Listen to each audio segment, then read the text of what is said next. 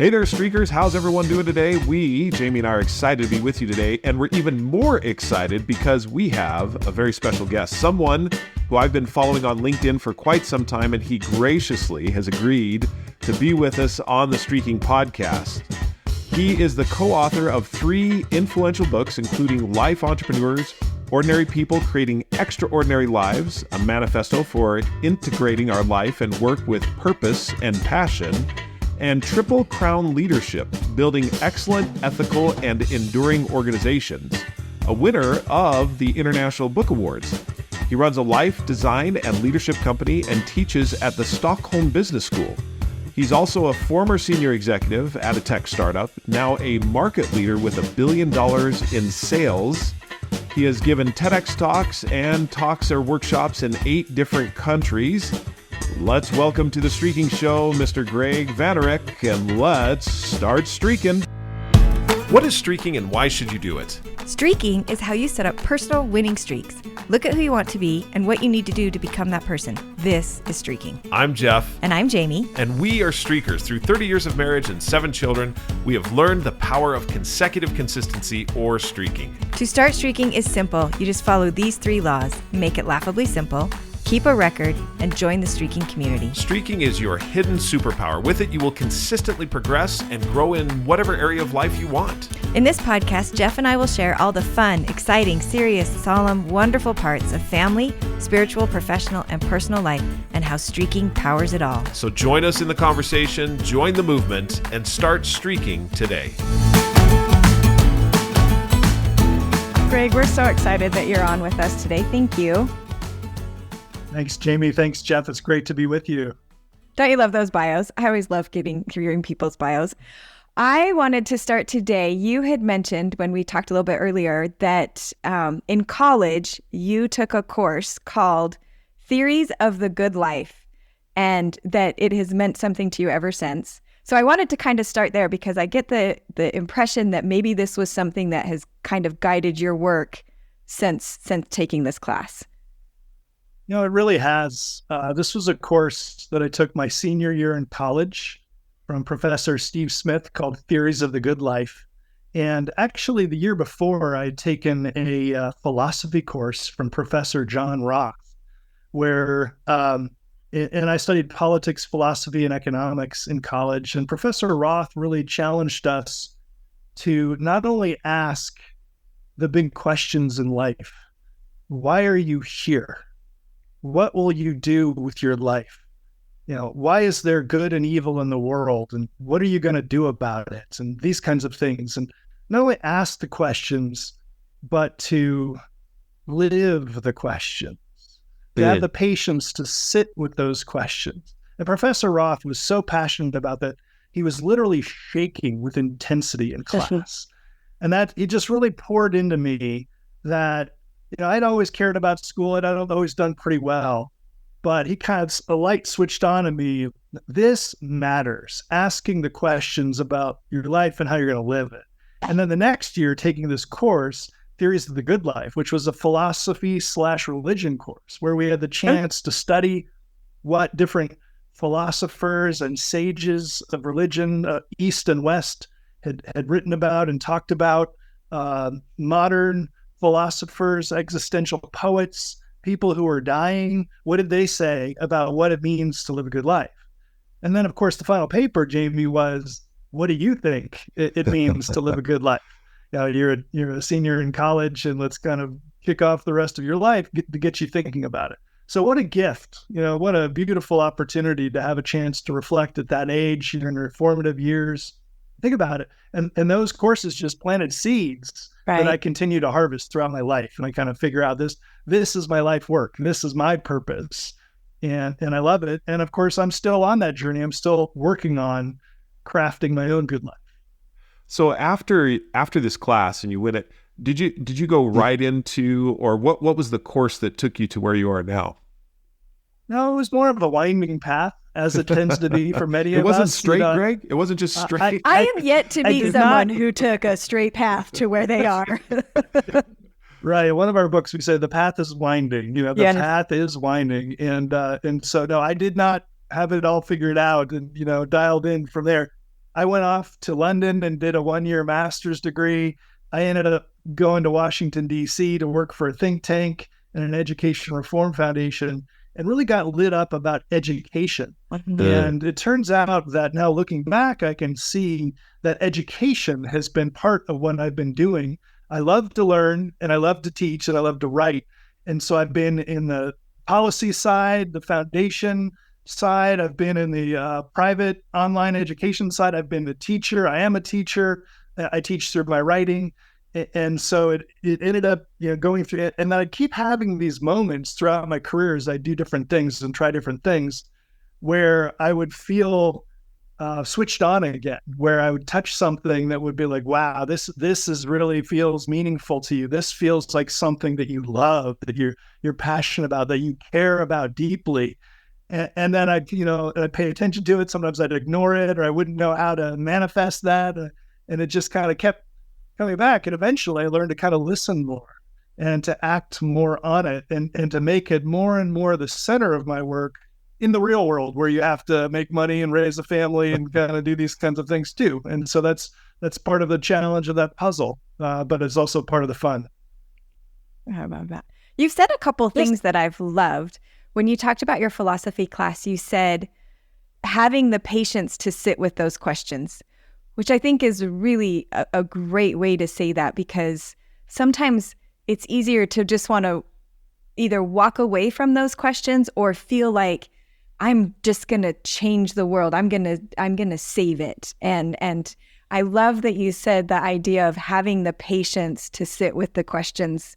That means a lot to me, because I feel like those are big questions. And I feel like a lot of us have gone through those stages of life where you get, because I love that you said I education reform. I have a daughter that's just graduating from college and is so excited about education and so wants to just change the face of education.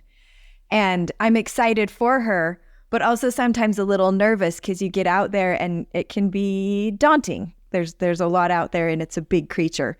And so I loved the way that you said the patience to sit in these questions, because I think it does take time and patience and not giving up on it to keep moving forward on these things that we want to make a difference on.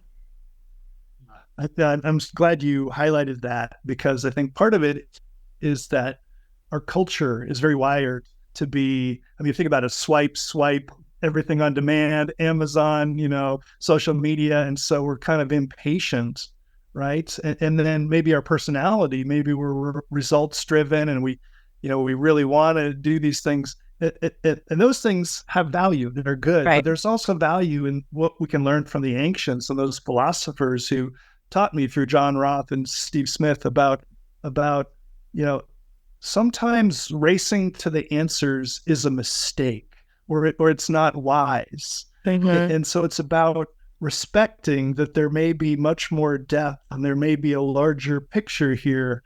And so it's about learning to live the questions, not just be focused on answering, but also to love the questions, the beauty of those great questions.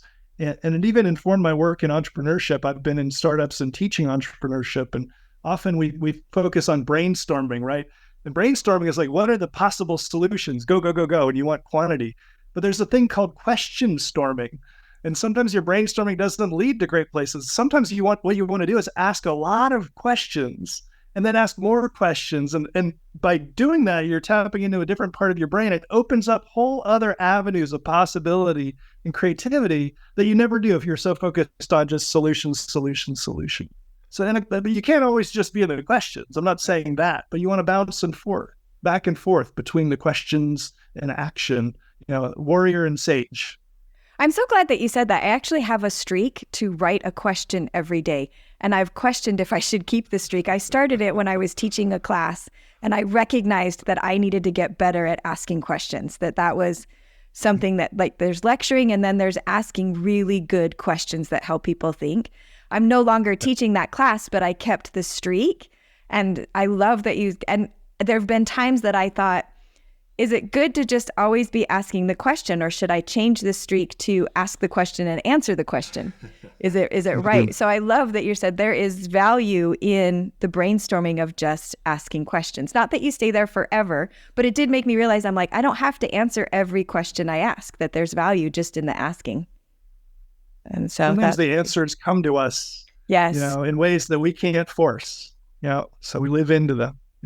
Yeah, I love that. When you as you talk about, one of the things that you highlight is the importance of leading yourself first. And it seems like with what happened in college and with some of the different experiences you've had, that's where you started, and one of the things that you also teach. Talk to us a little bit about that and its importance. Yeah, part of the leadership part of my work, in addition to the personal development and the life design, which I like to connect, comes from my experience growing up with my father, who's a 5-time CEO and did turnarounds later in his career. And my dad and I wrote a book together about leadership, and we've taught together, and it's been one of the great things of our lives is to have that collaboration. But his career was very demanding, being a CEO, including a $1 billion company and turnarounds. And I saw that life, and we would have these discussions about it because it was that work and that success and that drive in the context of a family and health and all the different trade-offs sometimes we're asked to make. And so what I observed, I think about my work as helping lead self, lead others, and lead change in the world, or have positive impact. But I focus on leading self because I believe that a lot of people miss that. They skip over that. Again, we're too impatient. We're focused on the results. So we're so caught up in leading others and communication and negotiation or vision or strategy or finance. And we get all into that. And then we get ourselves into trouble because we haven't done a good job of leading ourselves first, including being clear about who we are, what we love, what we value, and what's most important to us. Because when you get caught up in that other stuff, you can drift away from yourself. And that's one of the traps and one of the derailers. And it's just so common. It's just so easy to do. And I think it speaks to, your work about streaking in a context of kind of clarity about the life that you want. Yeah. It's very resonant with that. And that is something that I've loved about your work as I've followed, is the whole idea of identifying who you want to be and what that looks like, and not sacrificing it or trading it for something else, which is of less value. That's one of the reasons I really loved, and we highlighted your article on Is This It? That was such a great article, because so many people can look at those individuals and say, well, they've achieved the pinnacle of all life. And in actuality, what you highlighted is that was actually empty. There wasn't anything there. No, I mean, it's so common. I think in our culture, we're so wired to think of go for success, climb the ladder. And that's the metaphor. Sometimes it literally informs the way we approach our work and our career and whatnot.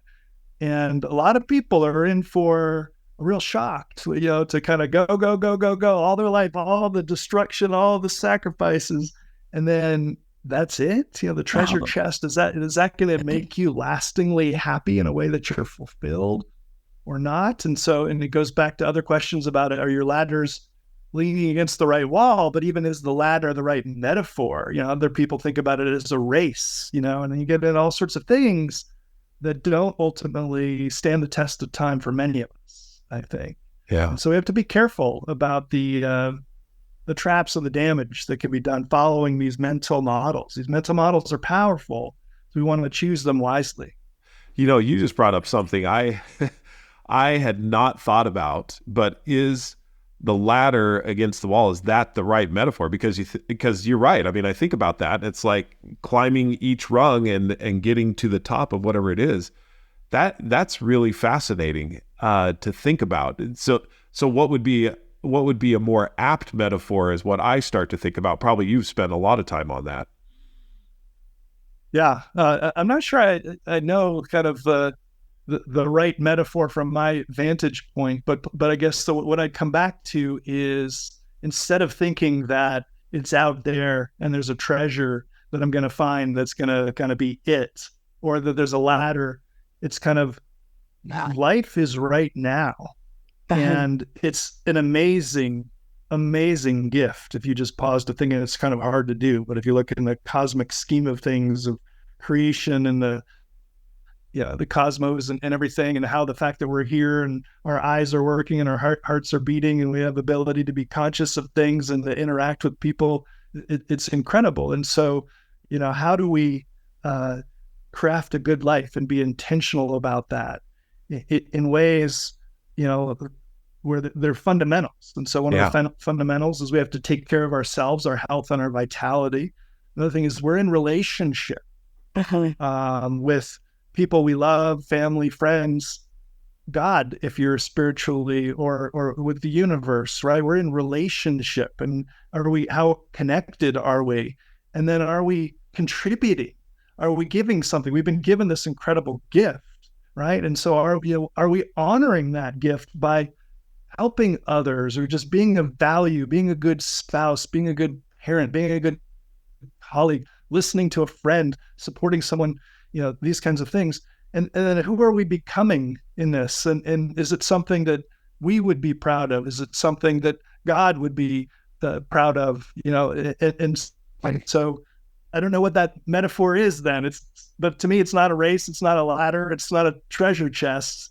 It's honoring the life and, love and enjoying it as well, savoring it. So I'm so highly motivated by what you're saying right now. I mean, that's mesmerizing, some of the words that you're using and how you're able to describe what it is. I mean, obviously you've spent a lot of time with this, and, with the experience of your dad being a CEO for 5 different companies, I mean, that had to have impact on your life. And writing the book with your dad, I'm sure that there was a lot of reflection on, hey, Dad, when you got to the pinnacle of all these, what did it feel like? And you and he together really discussing, saying, well, to be honest, it wasn't all it was cracked up to be. No, that's right. I mean, I've learned so much from my parents and the journey that they've been on, and watching them support each other through difficult times and challenging times and beautiful times, and come from not a lot to kind of do, going to all over the world and things. Few things with my dad is when he went to Harvard Business School, and when he came out of HBS, his view about leadership was, I want to run something. And that's what he thought leadership was all about. Yeah. Me, and what I want. What do I want to do? I want to run. I want to be in charge. I want to be in command. What do I want to run? It doesn't matter as long as the bigger the better. Just let me run with it. Yeah. And so and this was, I think, the model that he was swimming in. And he started to question that with some of the things he was asked to do with some private equity deals early in his career, these kinds of things. It kind of doesn't feel right. Mm-hmm. And he went on a journey, first with servant leadership and Robert Greenleaf, and flipping the model from you're at the top and people kind of are there to kind of, it's your beck and call, to you're minions at the bottom. You're serving your people so you can serve your customers, so you can add value in your community, and you can be of value in the world, right? And then we came up with our own model of triple crown leadership: excellent, ethical, and enduring. And I saw him struggle with it when he retired, after being CEO 5 times. And then it's like, this model, this kind of outdated model for many, that you're kind of going to go whatever, be on the beach or golf, and that's nice. We want to do those things, but is that it? And is that going to fill him up, somebody with that drive and motivation? And so he's been through different stages of retirement and refirement, firing back up, and part of it was writing, coming back and teaching. Right. And then for him, it's been, connecting more with this church and coming back to God. And it's been a real spiritual journey of some of the things that have been kind of neglected for a long time because he was so focused, and he had so many demands. Each turnaround was like an organ donation, he would describe it. It's just brutal.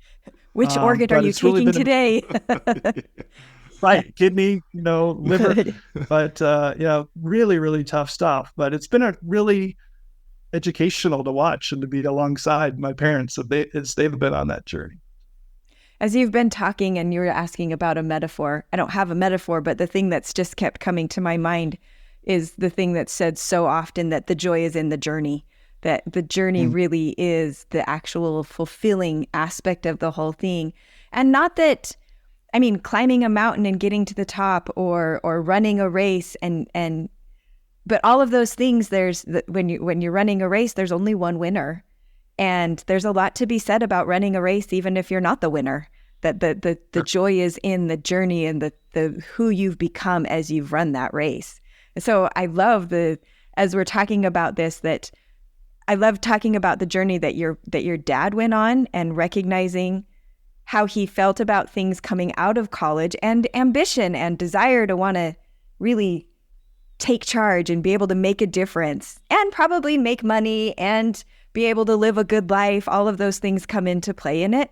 But as we look back and look at our lives, how often we look at it and think, wow, it was the journey that was really the fun part of it. I know in the article that Jeff was quoting, Is This It?, on the disappointment of success, you had one part in it where Tom Brady was asked, what's your favorite Super Bowl ring? And he was like, the next one.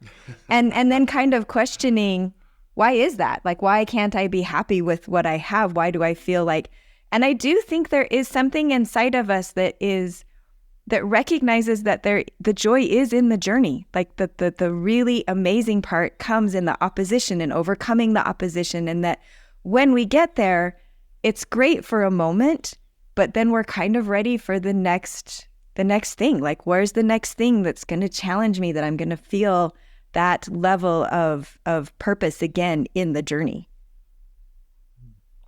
And I think part of that comes back to, our life is now. Yes. And it sounds so trite, but it's so profound if you really stop to think about that. Is too often we're so focused on whether we're going to get something in the future, or what we want, or what we need, or what we expect, or we're so focused on stuff we did in the past that we regret, or somebody harmed us, so we have pain, or we have trauma and whatnot, and spending so much time, as opposed to how do we make the most of now, and what do we do, and small steps, and just really to stay focused.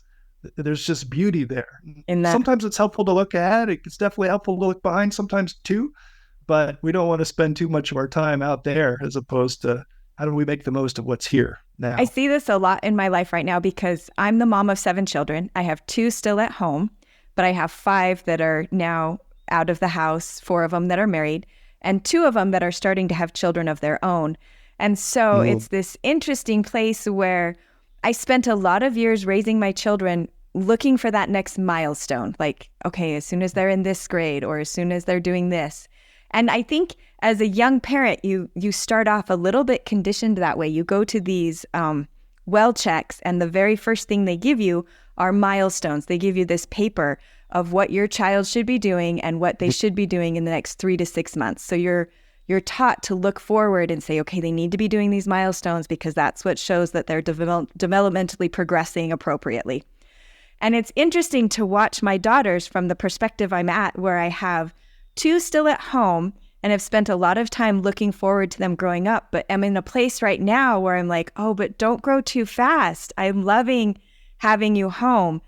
But also watching my daughters with their brand new babies, and always looking forward to that next milestone. As soon as they start sleeping through the night, or pretty soon she'll start taking a bottle, or as soon as they can sit up by themselves. And so you're looking forward to this. And if you get too caught up in what they should be doing, you miss these moments that really are so brief. When they're brand new babies, there's certain things that are only there for a very short period of time. And if you don't slow down and enjoy that, it's gone before you've had a chance to even recognize. So it's this constant balancing of, I love what you said, of looking back and recognizing the things we've learned and looking forward to where we want to go, but not getting so caught up in that we miss where we are right now. And maybe just take a minute and notice the things that are so prevalent right here and right now that will be gone possibly. So beautifully said. I really resonate with that as a parent myself. We've got two teenage girls, and it's so easy to get caught up in life and all the demands and the stresses, and you kind of lose sight of that beautiful picture, the opportunity to raise children, to have and raise children, which not Right. everybody has. I had a friend of mine, a former colleague who was a bit older than me, and when our girls were young, he said something to me that just blew me away as a parent. 5 words. He said, "They're only young once." Mhm. And it just, I can see myself, the tensions there of working parents, more so typically for working mothers, but also for working fathers, and just the balance of a household and Mhm. children and finances and all this. And I could see myself missing that, but no, they're only young ones. Right. Yeah. And then again, with the grandchildren and whatnot, it starts over in this It beautiful starts over cycle. and you But they're only young ones too, right? Yeah. And exactly, so exactly. savor And it it. is Yeah. a balancing act, because I loved what you said earlier, where you're like, there's real things in life. We need to provide for our families. We need to work hard. Companies need to be run. Like these are real things that are important. And so it's this balancing and constantly looking. So what kind of tips do you give people as you look at things of crafting your life and your work? Like, what are some things that you tell people to help with this process? Yeah. So I guess the overall way I think about crafting your life and work is kind of 2 parts. First of all, start with kind of where you are now and really just kind of check in. And that's kind of like, who am I? What am I all about? And what traps am I in? Because we're all in traps. We're human. What's my quality of life in different areas? I think you all kind of talk about it with the kind of a streaking audit in different areas. I do a quality of life assessment, right? And then what's my purpose? What are my values? What are my strengths and my passions? And so you start with kind of that, with you are here, and you kind of even look back on your life, and then you look ahead. Where am I going? What would be a good life for me? And so you do that with like a vision of the good life, and you in different areas encompassing family, health, career, finances, education, spirituality, all sorts of things, learning, fun, joy, all that, right? Develop a clear vision, and then say, what's the gap of kind of my current trajectory versus where I want to go? And then what are some ideas for closing that gap while addressing the traps that I'm in? And kind of playfully explore options by kind of learning about them. And so often it can be things like doing trials and projects, little assignments or volunteering for something. But often it can be as simple as talking to people who kind of done similar things or further along, and just gathering information. They're called life design interviews. And then having a bias towards action and not just thinking about, the pros and cons and analysis, but trying things. Like before you think you're ready, just roll up your sleeve and go to a meeting and talk to people and volunteer for something. And so bias for action and a bias for what the design thinkers will call radical collaboration. Don't do it alone. Be in conversation with your spouse or partner, family, friends. Be asking people, be speaking into each other. And so do it with others much more than you think. And so don't be solo. Don't be a loner, because we need each other and we're going to support each other on this. So there's kind of a process there, starting with where you are now and who you are, and then where do you want to go and how do you connect the dots?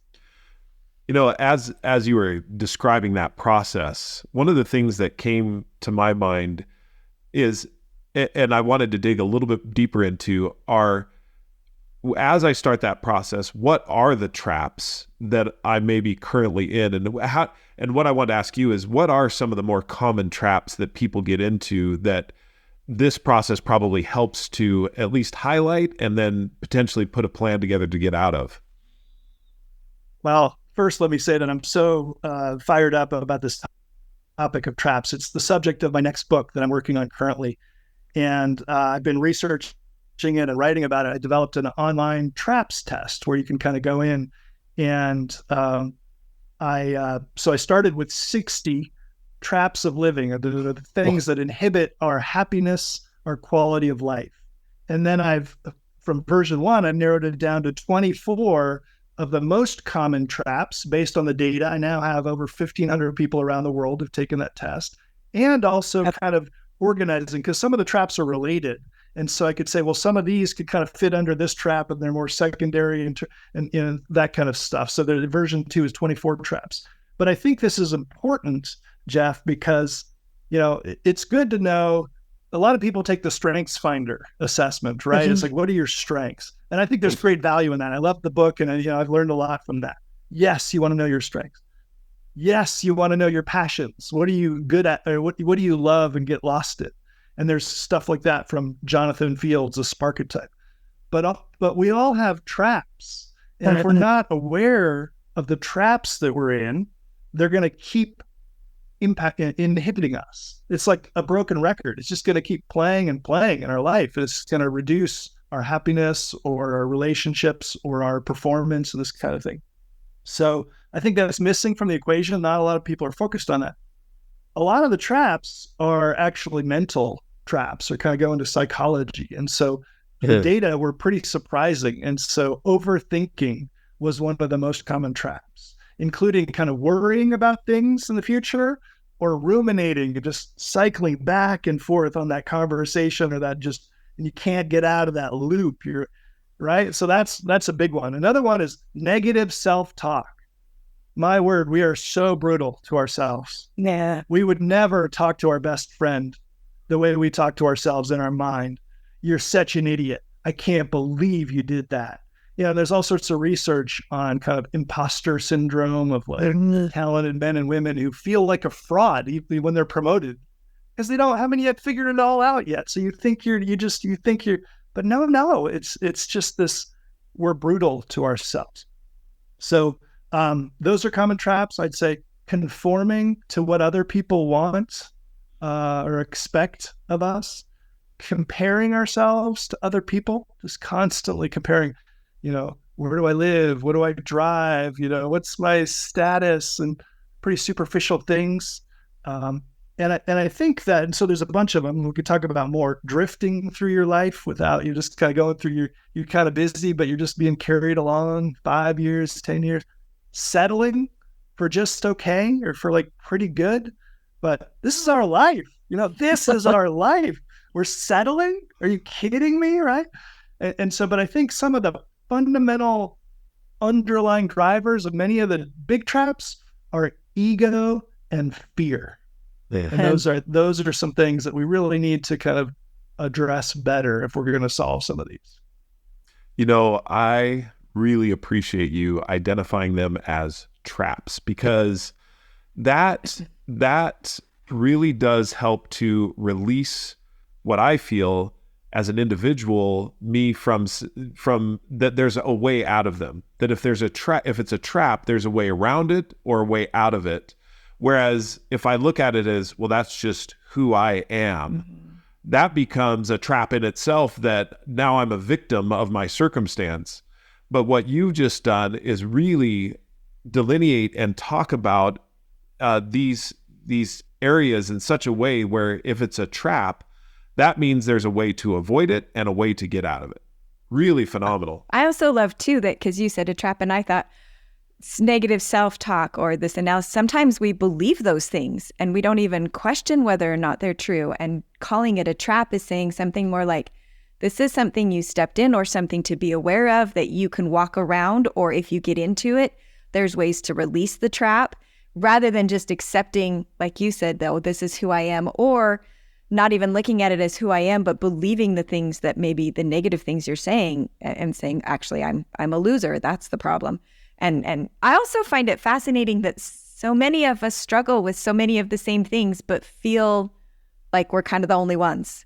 I think that's because you brought that. I was chuckling when you said negative self-talk or ruminating, and because literally before we got on this, I was talking to Jeff about this thing that I've been ruminating over, and how am I going to get past this? I keep cycling back to it, and you were cycling back on everything that you had done wrong in the situation. And I've thought it through, and I know exactly where I did something wrong and what I would do to change it, but I continue to go back and reanalyze and question again. And so it's interesting because we look at these things and think, wow, I'm the only person that does this. I've got to get better. And then you bring those up and I'm like, oh, well, the other, was it 1,500 people? I'm like, I guess there's 15 other people who have been asked the same thing and are doing it too.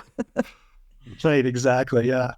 Oh, so I've been there too. I'm right there with you. I've been in that rumination loop. Yes. John Acuff calls it a soundtrack that's playing. And so why don't we make a good soundtrack as opposed Yes. to a negative one that brings us down? How is our soundtrack serving us, right? Right. But one of the things about this work, so I've been running these crafting your life and work workshops in person. And then I just released an online course about this. And it's going to have two versions. There's going to be one with kind of a group together. There's going to be one at your own. But part of it is just having a process. Like, I mean, there's all sorts of different tools out there and frameworks, but just have a process for reflection and for working on yourself, and just build it in to your day. That's what I love about streaking is, right? You kind of, it gets a momentum, but there's the habits and the systems and the routines, and there's great power in that. But the other thing that's powerful about this is what you said, it is doing it together, realizing you're not alone, right? It's like we often think we're alone and then we try to figure it out on our own. And so when you're in a room with people, it's like, oh, you're suffering with that too. And you see that there's that mutual vulnerability and then a connection like Brene Brown talks about. Yes. And there's just something powerful about like being in a community or just a relationship. And I often advise people, like, don't do this alone. Talk to your spouse or partner, because you don't want to start making all these changes and not be not be getting input. You want to go together and kind of help each other, but also your friends, community, your larger family, colleagues, whatever. And there's just great power. And you get to know each other at the deeper level. Often we're so superficial. We're talking about sports. We're talking about, we set a big blizzard over here. We're talking, those are great. But how often are we talking about real stuff, real challenges? And like, wow, that's powerful when you do that. There's just something that we kind of need that. We need to be in relationship with others. So as you talk about the traps and so forth, what are some of the ways that you help, what is the answer to get out of some of these traps or to avoid them? How do you help people through that? And give us a little bit of what are some of the ways that you get out of maybe this self-negative talk trap and those type of things? Yeah. So a few things come to mind. So number one is I love the writing of Paulo Coelho, the Brazilian novelist. He wrote The Alchemist and some other brilliant books. He's just a beautiful, beautiful soul. And he says, if you want to be successful, you must respect one rule: never lie to yourself. And we're lying to ourselves because we're in a trap and we're in denial, right? We're not allowing ourselves to acknowledge the reality of the pain that we're in and that we're causing to others. It's too hard. We put it away or we repress it into our subconscious and whatnot. And so I think part of the answer is we have to bring it into our awareness. And that's just part of it's a simple self-assessment, traps test, 24 questions, and which are the biggest traps, which are not. And then it's kind of, what are you going to do about it? Who are you going to talk to about it? What's next? And so you get into it. It's not rocket science, but it's powerful. But it starts with awareness, because often we're not allowing ourselves to recognize the traps that we're in. Oh my God, my identity is too wrapped up in my work. Oh, I have golden handcuffs. I'm trapped in a job that I hate or I don't like, but I'm just doing it for the money or because I feel like I have to, or I'm putting off the things that I really want to do that I feel are important to me. It's, and I've been putting them off for 5 years, 10 years, 20 years, and maybe I'll die and I'll never do them, right? It's postponing it. And so awareness and then intention, setting an intention to act on it, and then take action and, put it into a streak and build systems and processes for it. And so, but the other answer to your question is each trap has its own specific things that you can do. And so for some traps, there might be 20 recommendations I have based on the research and the science and my experience, and others, there might be 15 things.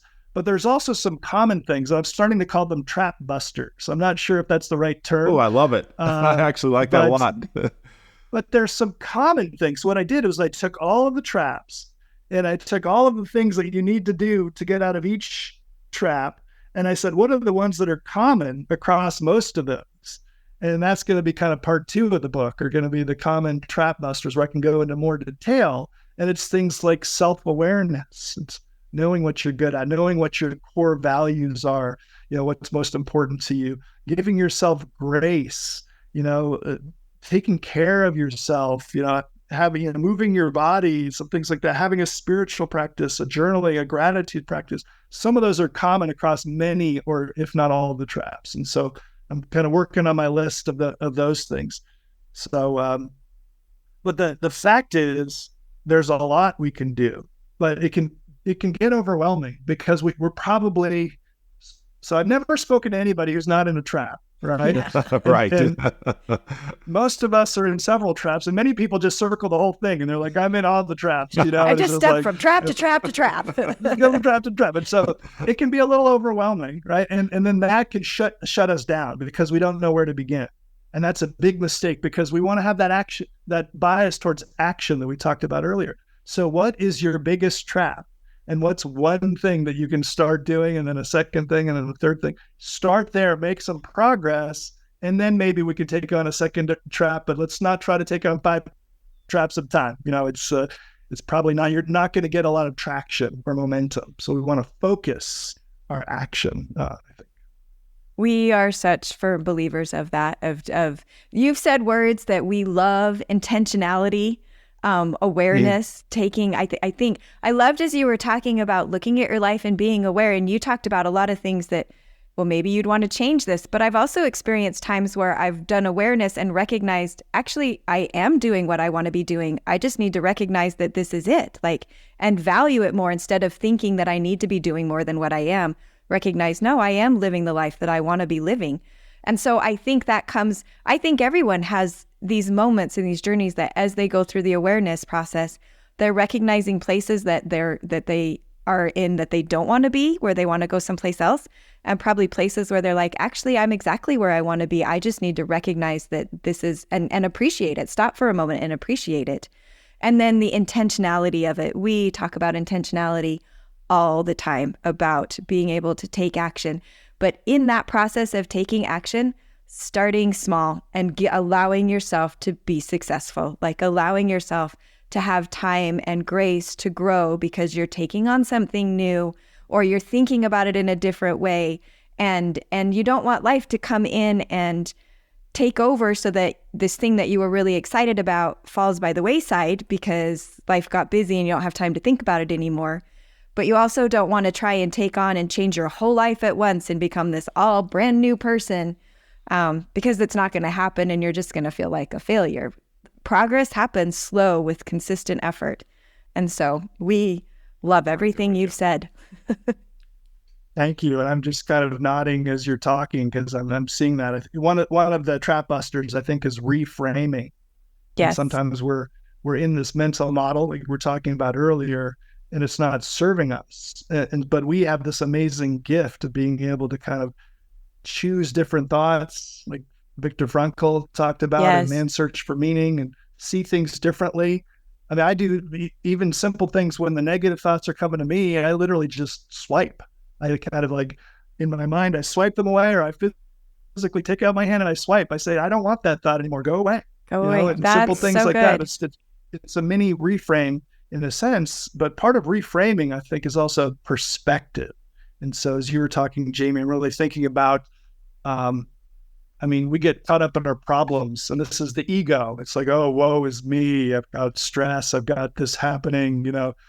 Jeff, I was hearing you talk about flights, one of your podcasts, and this kind of, and we just kind of get into this thing. And it's like, swoop up a level of time and space and perspective.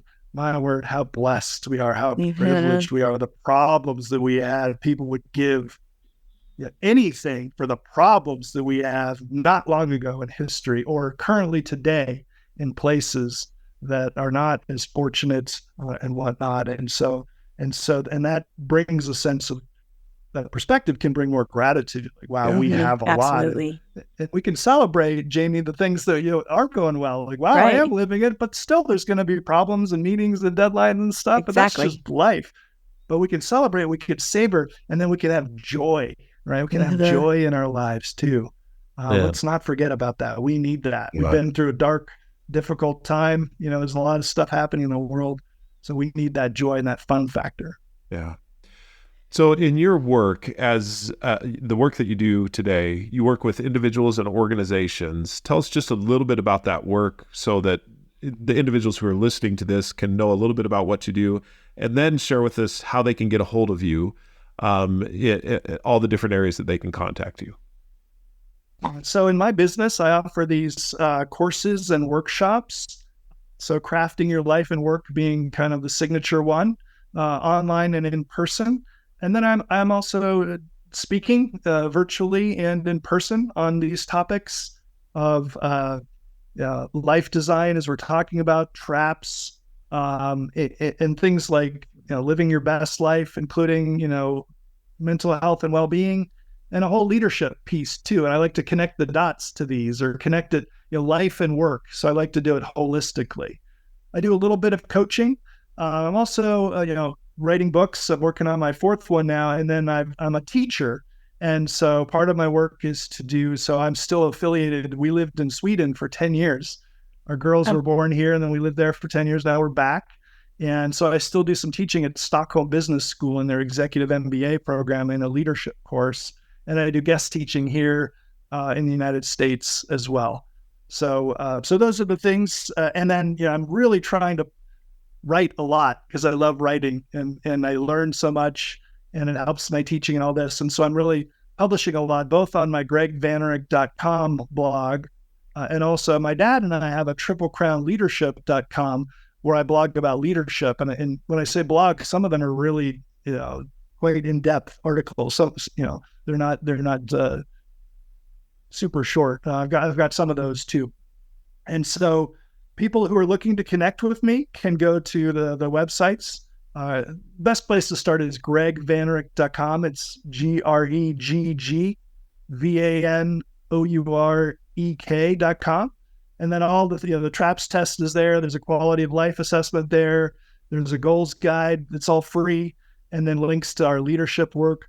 I'm on LinkedIn. I'm on Twitter. I'm on Threads. I'm on Instagram. Just trying to be out there and, connecting with people in all the different ways. So I've got a YouTube channel. So. That's wonderful. And by the way, Streakers, as Gregg mentions all these things, let me just give a personal endorsement. I signed up for his newsletter that you produce through LinkedIn, about once a week or so is when I get it? Yeah. It is absolutely phenomenal. I love every single article that he produces. It's great writing. It gives very practical and also thought leadership type ideas that I've really just enjoyed. I was telling him before we started actually recording that I was one of his stalkers on LinkedIn. I've been following him for quite some time. So Streakers, get a chance to go up and see, go to his website. We'll put it in the show notes as well, as far as greggvanourek.com.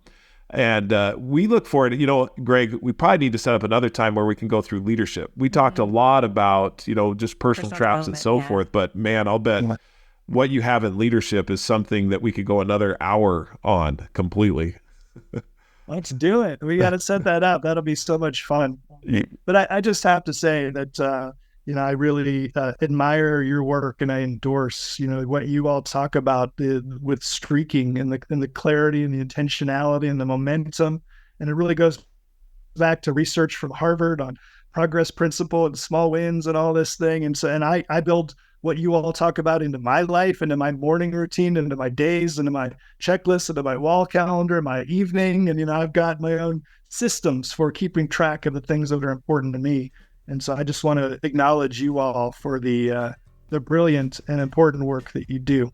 Thank you. We appreciate that. Streakers, we've been talking with Gregg Vanourek. Again, we'll put his information in the show notes. Gregg, thank you for joining us today. Streakers, if you have any questions, you're always welcome to reach out to Jamie or I at our email address, Jeffrey, Jeffery, at thestreakingapp.com, or Jamie, Jami, at thestreakingapp.com. You're also always welcome to get the book. It's online anywhere you need, or download the app where we put a lot of learning and understanding around this.